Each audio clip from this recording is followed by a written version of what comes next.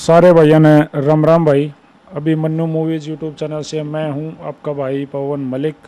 और भाई आज हमारे साथ जो बैठे हैं बहुत ही बढ़िया खिलाड़ी अशोक निंदाणा।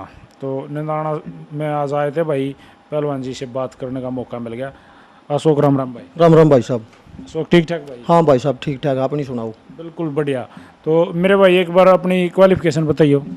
क्वालिफिकेशन MCA कंप्लीट है, पोस्ट ग्रेजुएट है, +2 BCA विद ये है नॉन मेडिकल है। एक बार अपना परिचय दियो विद सरनेम, मतलब अपना गोत्र के साथ बताइए। कौन भाई साहब, मेरा नाम है अशोक नेहरा, पिताजी का नाम राजेश नेहरा, गांव मेरा निंदाना, तहसील मैम है और डिस्ट्रिक्ट रोहतक है। तो वेट और हाइट और बताओ एक बार। मेरी हाइट है 5 फुट 8 इंच, वेट करीबन मेरे में 80 या 85 किलो रहा अभी तक। तो कबड्डी कितने दिन से खेलो हो? कबड्डी को खेलते हुए मुझे 6 या 7 साल हो चुके हैं भाई साहब। डेट ऑफ बर्थ की है? मेरी डेट ऑफ 2/2/1991 भाई साहब। आपके गुरुजी कौन है? मेरे गुरुजी तो हमारे गांव के ही पहलवान है जी, राजेश। तो कैसे मन बना कबड्डी खेलने का? कबड्डी खेलने का मन ये, इनको जो गांव में मैच हुए थे एक बार, वेट के मैच होते थे, उन्हीं को देखकर उत्साहित हुए थे कि कबड्डी खेले। फिर मेरे पिताजी का भी यही सपना था कि अब मेरा लड़का मेरा नाम ऐसे रोशन करे जिस तरह औरों का नाम होता था गांव में, फलाना खेलता है, ये वो खेलता है। इसलिए मेरे पिताजी ने बोला था, इस कारण मैं कबड्डी में जुड़ा। ये काम करा आपका पिताजी? मेरे पिताजी कुछ नहीं सर, ये कंपनी में लगे हुए हैं, जो अब पक्के हुए, रिटायरमेंट आने वाले हैं। पक्की जॉब? हाँ। तो अशोक तेरा फेवरेट रेडर कौन है हरियाणा का? मेरा फेवरेट रेडर है जो शुरू से मैं देखता रहा हूं, नरेंद्र बिठमड़ा। और फेवरेट कैचर? मेरा फेवरेट कैचर वो है अभी तक भी, जो भी है, जो कंप्लीट है या ओपन है सभी है, मेरा बिच्छू फरमाना। तो एक फेवरेट हो रहा है, एक आदर्श प्लेयर हो रहा है हरियाणा का, कौन सा प्लेयर तेरा अपना आदर्श लग गया है, जो एंडी खिलाड़ी भी रहा है, स्टार खिलाड़ी भी रहा है, अच्छा इंसान भी रहा है? तो आपका आदर्श कौन है? मेरा आदर्श है सिल्लू मदीना भाई साहब। उसमें क्या खास है?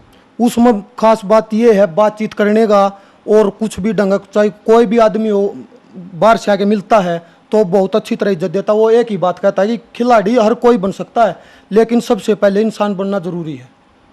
और यही बात मुझे उसकी बहुत सबसे ज़्यादा लगी, और आज तक वही है।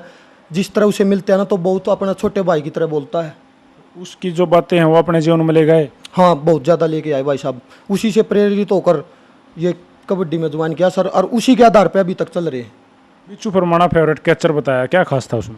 बिच्छू फरमाना था, उस जैसा प्लेयर मैंने जीदारी वाला आज तक पूरे हरियाणा में नहीं दिखा, क्योंकि वो हमारे साथ खेले हुए हैं, मैच लगाए हुए हैं, लेकिन उसने जो जीदारी है ना, वो अभी तक मैंने कुछ कैचर या कुछ प्लेयर में नहीं दिखी। नरेंद्र बिठपड़ा में क्या था? नरेंद्र बिठमड़े की मुझे टेक्निक पसंद आई भाई साहब। रेड मान? हाँ, रेड मान की जो टेक्निक थी, या जो भी एक बात होती है, किसी का कोई फेवरेट है, किसी की कोई टेक्निक में, लेकिन जो नरेंद्र बिठमड़े का खेलने का स्टाइल था ना, वो शुरू से ही मैं ऐसे होता कि इस तरह रेड मारने लग जाऊं तो बहुत अच्छी बात है, मैं ऐसा हो जाऊंगा, ये सोचता था भाई साहब। रेड ही क्यों चुनी? रेड इसलिए चुनी, पहले तो कैच की प्रैक्टिस करते थे भाई साहब, लेकिन कैच में तो छुल जाते, कड़वा से हो जाते, लेकिन जब प्लेयरों ने जाना जैसे प्रैक्टिस करना बंद कर दिया, तो फिर माँ के ला जाता, तो वहाँ पे बच्चे खड़े करके रेड मारने शुरू कर दी थी। फिर उसमें ऐसा इंटरेस्ट हुआ कि चोट वगैरह कम लगी, और फिर रेड में इंटरेस्ट हो गया। आज तक का सबसे तगड़ा मैच? आज तक का सबसे तगड़ा मैच खरक जाटान के साथ है भाई साहब। कहाँ पे हुआ था? ये खरक जाटान के साथ बेटाना सर, सोनीपत। जीत गए थे? नहीं, 1 नंबर से आ रहे थे लास्ट रेड पे। तो जैसे जब कोई मैच आप हारो हो, काफ़ी इंटरेस्टिंग हो मैच हो रहा है, और वो हार जाओ तो कैसी फीलिंग हो? फीलिंग का तो भाई साहब ये है, बहुत ही नर्वस फील होता है, लेकिन बाद में फिर ये भी सोचता है कि अब इतने बड़े 1 नंबर से आ रहे हैं, तो अगली बार इसको काटेंगे भी या इससे जीतेंगे भी, और ये हमारे साथ हुआ भाई साहब। सब तो फेवरेट टीम हरियाणा की कौन सी मानना है? शौकीन निंदाणा की सबसे फेवरेट टीम अभी तक सर या फरमाना, बिच्छू फरमाना, वीरेंद्र वाला, इनकी। या बढ़िया लग गया? हाँ। कौन सी टीम का हिस्सा बन के खेलने में सबसे ज़्यादा मज़ा आ रहा है? मन सबसे ज़्यादा टीम का खेलने का मजा पड़ा रजी बहू। उनके साथ खेलने में? हाँ जी। और किस टीम के खिलाफ खेलने में सबसे ज़्यादा मज़ा आ? खरक जाटान के साथ। उनके साथ खेलोगे तो नू लग गया भाई। भारत पाकिस्तान का जैसे क्रिकेट का मैच होता ना, हमारा मैच वैसे ही लगता। खरक? हाँ, खरक के साथ शुरू से ही। अरे तो गवांडी भी? हाँ, गुवांडी, इसी के कारण तो मैच लगता हमारा उनके साथ। तो जैसे कई दिन से एक रोला चल रहा है, लोग नू को हैं दिन में मैच होने चाहिए, दिन में मैच होने चाहिए, अशोक ने दाना के चाहो दिन में होने चाहिए रात ने, देखो राजनीति नहीं चल गया जो कुछ कहना स्पष्ट कहना। नहीं भाई साहब, दिन में मैच होने चाहिए बिल्कुल। अगर कोई ऐसी स्थिति आ जा भाई इसी बात कही जाओ है कि बस सारे खिलाड़ी दिन में ही मैच खेलेंगे, रात ने के कोई कमेटी कराओ भी दो, निंदाने की टीम खेलने नहीं जाओगी, तो क्या आप इसमें एग्री पाओगे? हाँ एग्री पाऊंगा, सबसे पहले एग्री पाऊंगा भाई साहब। अगर कोई कमेटी नु भाई हम रात ने मैच करावा लाख रुपये नाम में बाइक बेस्ट की है और निंदाने नु दिखा हमारा जीत सका, तो क्या वो इनाम छोड़ सको? छोड़ दें भाई साहब, बिल्कुल छोड़ देंगे। दिन में खेल, हाँ दिन में खेलने भाई साहब। क्या बेनिफिट मान रहे हो दिन में खेलने? दिन में खेलने का एक तो ये बेनिफिट है भाई साहब, प्लेयर है जो रूटीन है टीमों का जल्दी पहुंचेंगी, और जो अधिक से अधिक जो भी है जो जैसे जनता पब्लिक है वो मैच देखने के लिए आई। रात के मौसम में ठंड लगा लो या कुछ भी लगा लो भाई साहब, बिल्कुल पब्लिक नहीं देखती, बहुत कम हो जाती है। शाम के 5 बजे तक पब्लिक रहती है, बाद में तो आपने भी देखा हुआ 1-2 या बैठे रहते हैं इसी कारण। और ये गेम है पब्लिक का, पब्लिक जितना देखेगी उतना ही ऊपर जाएगा ये गेम, इसलिए मैं तो दिन के मैचों में एग्री हूँ भाई साहब। जैसे भाई निंदाना की टीम इतनी भी स्टार टीम कदे नहीं हो, एक बार रुक के पट्टे हों, जब दूसरे प्लेयर कई बार मिलाने पड़े हैं। कोई देखो मान ले निंदाना गांव में टूर्नामेंट है और तुम सोचो भाई गांव में तो कम तक जीत जावा, कोई ना कोई स्टार रेडर स्टार कैचर खिलाओ, तो क्या पहले थाप्या करो पैसे, कोई आओ जब थार तनु भी कहा रहा मैं 20,000 लूँगा 10,000 लूँगा, चाहे हारो चो जीतो, इसी को सिचुएशन। देखो भाई साहब या चाहे पूछ भी लियो, हमारी जब तक टीम रही है सिर्फ एक प्लेयर बंदा ऐसा ले आए थे जो थाप कर आया था, पप्पू सांच खरकड़ा, नहीं तो नंदाने की टीम का ये रिकॉर्ड रहा भाई साहब। आप कहीं भी पूछ लियो, किसी भी प्लेयर के साथ कोई थापा बंदी नहीं हुई है। हमारे में बिच्छू बरेंद्र सभी स्टार खेले हुए हैं, कभी भी ये नहीं थाप हुई है कि मैं 4,000 लूँगा मैं 2,000 लूँगा, या कभी भी नहीं भाई साहब। एक पप्पू साच ने तो ये बोला था कि एक मैच के 5,000 रुपये लूँगा खरकड़ा। तो उस जब वो पप्पू साच आपकी टीम में खेला, क्या उसने वो 5,000 रुपये जो लिए वो पूरे करे? हाँ पूरे करे, उससे भी बढ़कर काम किया भाई साहब, जताए। हाँ जताए भाई साहब। मोखरा फाइनल में, हाँ मोखरा फाइनल में खरकड़ा भाई साहब 2 लाख पहली बार वहीं पर जीते थे, इनाम भी वहीं पर टकया था पहली बार। तो वैसे होना चाहिए भाई भाई कोई भी खिलाड़ी मान लिया अशोक ने दाना किसी भी टीम में खेला, मोखरा टीम में खेला, तो अशोक पहले नू कदे मैं इतने रुपये लूँगा, ऐसा होना चाहिए? या भाई इनाम में तो जो बना है वो हिस्सा लेना चाहिए? देखो भाई साहब वो आप अपनी थ्योरी है, मेरे हिसाब से जो जिस तरह प्लेयर आ गया, ये पता कि कबड्डी में कितने खर्चे हैं कितना वो है, सबने पता कि कितना खर्चा होता है। मेरे हिसाब से जो इनाम लगेगा ना उसमें से हिस्सा लेने में सबसे दी बेस्ट है भाई साहब। मतलब खोल करके नहीं आना चाहिए? हाँ खोल करके नहीं आना चाहिए भाई साहब। बहुत बढ़िया बात है भाई। आदमी है ना, कोई भी आप हो जाए बड़ा सीनियर पहलवान है, कोई भी ये प्लेयर नहीं सोचा कि हम इसको बेइज्जत करके भेजें या इसको कम रुपए दें, वो ये सोचेंगे कि इसको ज़्यादा से ज़्यादा दें ताकि ये आगे भी खेल सके, फ़ोन करते ही हमारी टीम में आ सके भाई साहब। फेवरेट कमेंटेटर कौन है अशोक निंदाना का जो कमेंट्री कर रहा है ग्राउंड में? सुरेश मालवी। क्या खास है? ये खास बात ये है, कई बार देखा और भी देखे कमेंटेटर हैं जो भी हैं कुछ हैं बढ़ा चढ़ा के, जिस तरह हमारे गांव में मैच हैं, हमारी ला लो मेरी ला लो या और कोई प्लेयर ला लो, उसके पूरी चढ़ा बढ़ा के बात करते हैं। लेकिन सुरेश दलाल ये देखा जहाँ भी है जित भी है जो भी जिस हिसाब का जिस लेवल का भी खिलाड़ी है वो उसी की वहीं पर बात करता है। फेवरेट जो भी विसल लेके खड़े हैं official referee, favourite referee? Anil दनाना।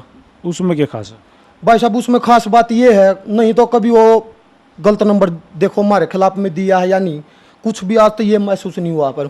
लेकिन जो और रेफरी हैं उनके साथ हमारी गलत नंबर है, और है जो ये लाले की टीम की है, जिस तरह उसकी मेरे लिए बहू है जैसे खरक है, ये स्टार टीम है, इससे दबाव मान के उन्होंने फैसला गलत दे दिया। लेकिन अनिल दनाना का आज तक हमारे साथ ये नहीं हुआ भाई साहब।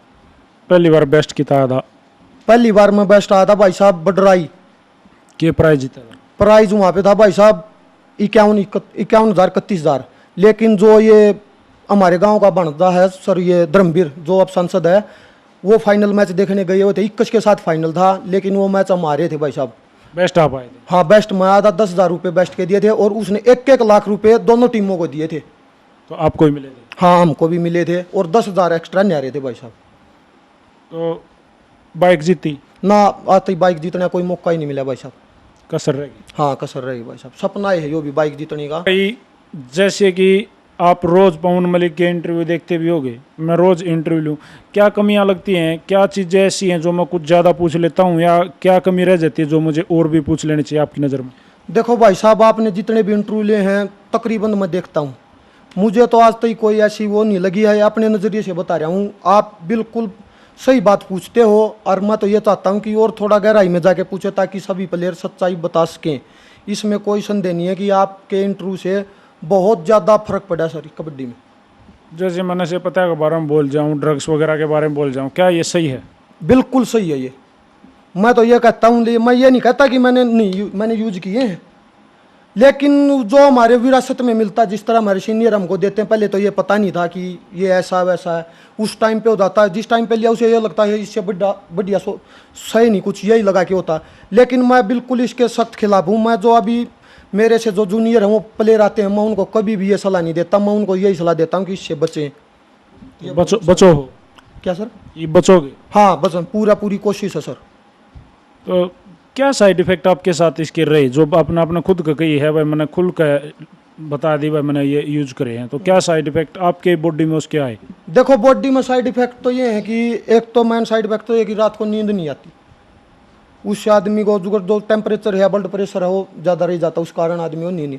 और तो कोई खास जो है अभी तक मेरे सामने देखो भाई साहब आया नहीं है। चाहिए बिल्कुल साफ खेलना चाहिए, अपने दम पर खेलना चाहिए। इससे वो पता चलता है कि तू की प्लेयर कितने पानी में है, मैंने कितनी और प्रैक्टिस बढ़ानी है ताकि मैं इनको हरा सकूँ। इससे वो पता चल जाता है भाई साहब। बाहर कितने खेलने का मौका लग गया? नहीं भाई साहब, कितने बाहर का नहीं लगे। के कारण रहा? कारण कुछ था, एक टूर लगना था भाई साहब दुबई का, कुछ कारण वो शो कैंसिल हो गया था भाई साहब। वहाँ तो पक्का काम था सर, हो गया था भाई। पंजाब में खेले? हाँ पंजाब में खेले भाई साहब, देवबन में। मज़ा आया? हाँ मज़ा आया भाई साहब। पंजाब की कोई खास बात? पंजाब की खास बात तो यही है कि निष्पक्ष होते मैच ग्राउंड में। इसका मतलब अपना निष्पक्ष ना होते? हाँ अपना कौन होते, पूरी तरह निष्पक्ष नहीं होते। मैं ये नहीं कहता कि सारी जगह नहीं होते, कुछ जगह होते हैं, लेकिन पूरा हरियाणा में नहीं। मैंने जितने भी टूर्नामेंट पंजाब में खेल लिए ना, वहाँ पे सिर्फ निष्पक्ष होते, ग्राउंड में टाई डालते हैं। ये सबसे बढ़िया लगा मुझे वहाँ का।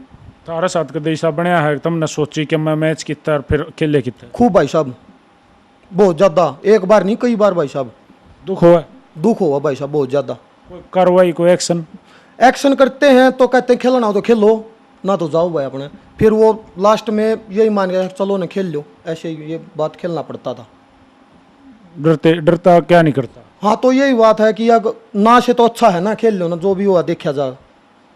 बिल्कुल बढ़िया बात कही है भाई। ये चीज़ें सुधार की हमारे हरियाणा में बहुत ज़्यादा ज़रूरत है कि जो एक तो कमेटियाँ हैं ना भाई, वो संभलो, इन ठेकेदारा ने दूर बचाओ, अपने आप अपने मैच को, अपने टूर्नामेंट को अपने हाथों से हैंडल करो, अपने आप टूर्नामेंट कराओ, ढंग से टाई डालो ग्राउंड के बीच में लाइव के सामने, और निष्पक्षता के साथ मैच कराओ। और भाई जो भी टीम आवे, चाहे एक आवे चाहे 100 आवे, सबको बढ़िया मान सम्मान दो भाई। उनका गाड़ी घोड़ा का जो खर्चा पानी है वो लेकर जा।